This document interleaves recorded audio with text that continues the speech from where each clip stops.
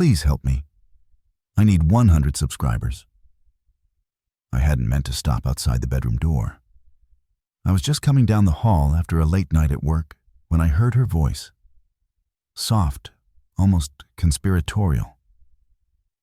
Something about the way she said my name made me freeze.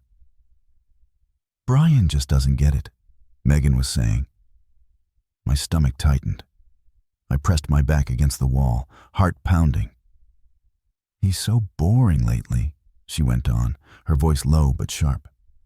I try to talk to him, but he just sits there like a stone. Honestly, I don't even know if I still feel anything for him. The words hit me like a slap. I could hear her friend on the other end of the call, muffled but sympathetic. "You deserve someone who makes you feel alive," her friend said. Megan laughed, a sound I hadn't heard directed at me in months. Exactly. Sometimes I wonder what it would be like if I just left. Started over with someone who actually listens. My throat went dry. She wasn't shouting. She wasn't angry. She was calm, casual, like she'd been thinking about this for a long time. I wanted to burst into the room and demand answers. I wanted to yell, to cry, to do anything but just stand there frozen, but I didn't. I turned on my heel, grabbed my coat from the rack, and walked straight out of the house. The night air was cold, but it felt better than staying inside and hearing any more. I walked aimlessly through the quiet streets, her words echoing in my head.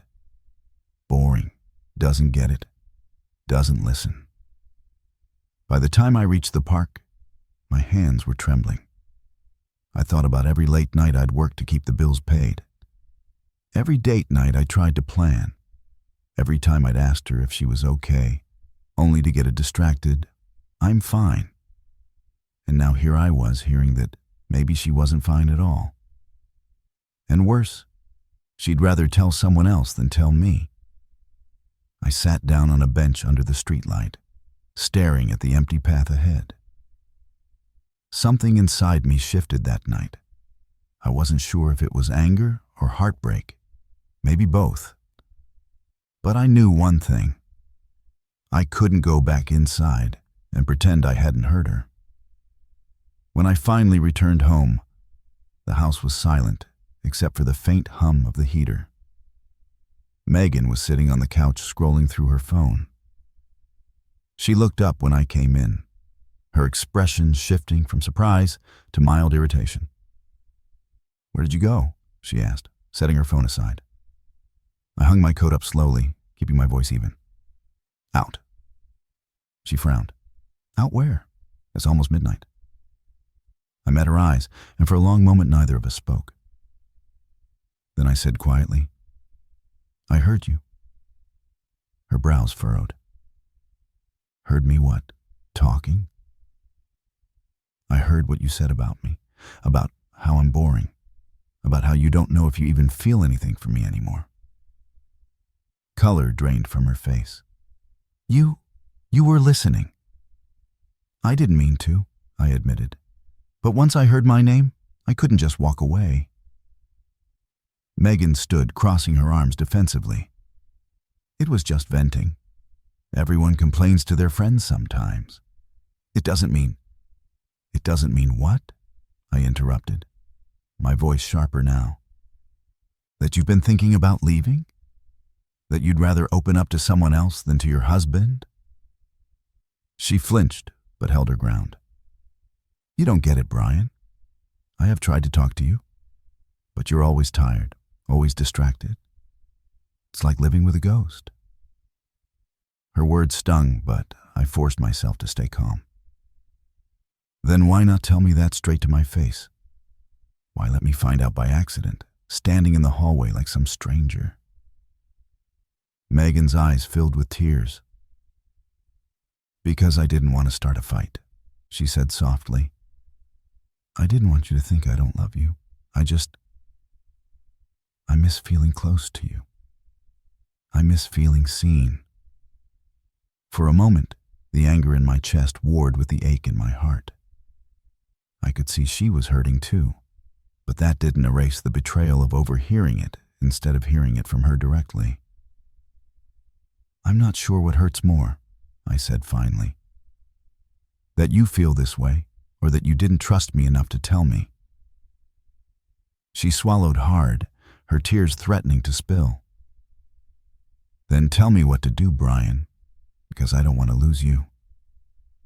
I sank into the armchair across from her, running a hand over my face. "I don't have an answer right now," I admitted.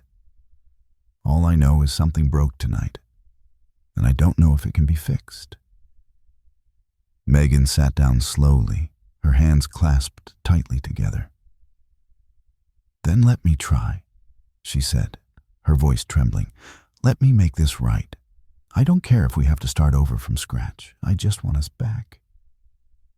Her words landed heavy, but the wall between us didn't just vanish. "Do you even know what that means?" I asked quietly. "Because it's not just about saying sorry.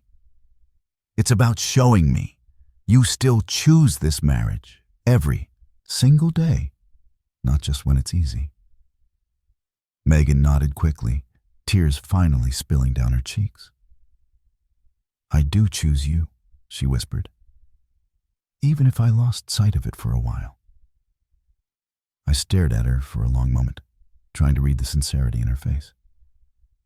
This was the woman I'd built a life with, the woman who knew my worst fears and my best dreams. And yet, tonight, she'd felt like a stranger. "I need space," I said at last, my voice low but steady. "Not forever. Just long enough to clear my head, to figure out if I can still trust this. Trust us." Her breath hitched. "If you walk out that door, Brian—" "I'm not walking out on the marriage," I interrupted gently. "But I'm walking out tonight. Because if I stay, we're just going to hurt each other more." I stood, grabbed my keys, and headed for the door. Megan stayed on the couch, her shoulders shaking as she cried. "Please come back," she whispered, just loud enough for me to hear.